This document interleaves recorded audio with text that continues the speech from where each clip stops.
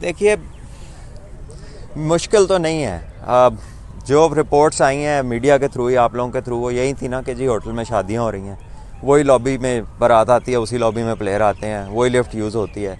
तो ये तो बबल नहीं है। बबल के लिए तो पूरा होटल आपका होना चाहिए, बुक होना चाहिए, उसमें कोई बाहर की एंट्री ना हो।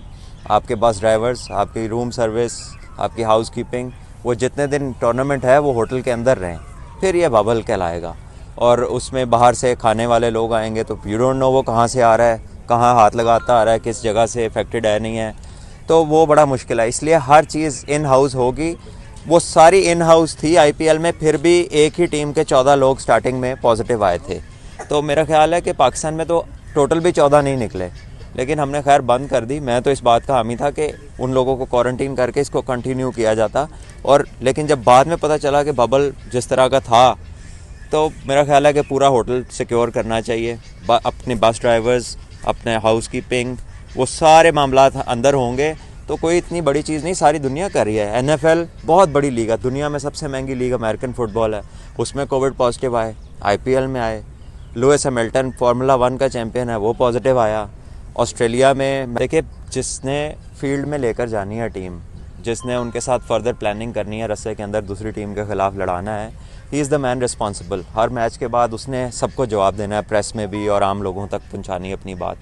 तो अगर उसकी इनपुट ना हो तो कोई सेंस नहीं बनती ऐसी सिलेक्शन की।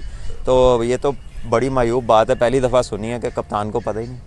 और कप्तान कोई ऐसा नहीं है कि कोई आपने बस बना दिया किसी को कप्तान। कप्तान दुनिया का नंबर 1 प्लेयर है एक फॉर्मेट का, बाकियों में भी टॉप 5 में है। तो कोई आम वो नहीं है बंदा कि जिसको समझ ना हो, और अगर वो कोई गलत फैसला करेगा तो सबके सामने आ जाएगा।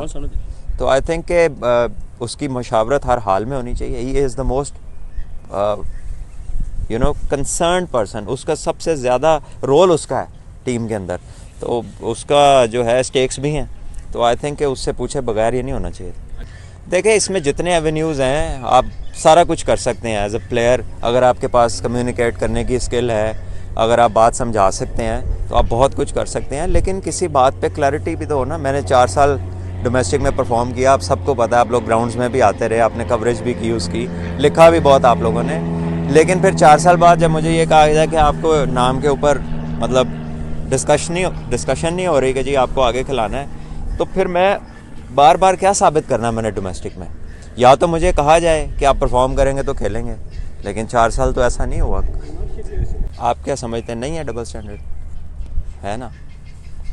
तो ये ऐसे ही है, one thing for one person, one thing for another person, somebody needs to answer that.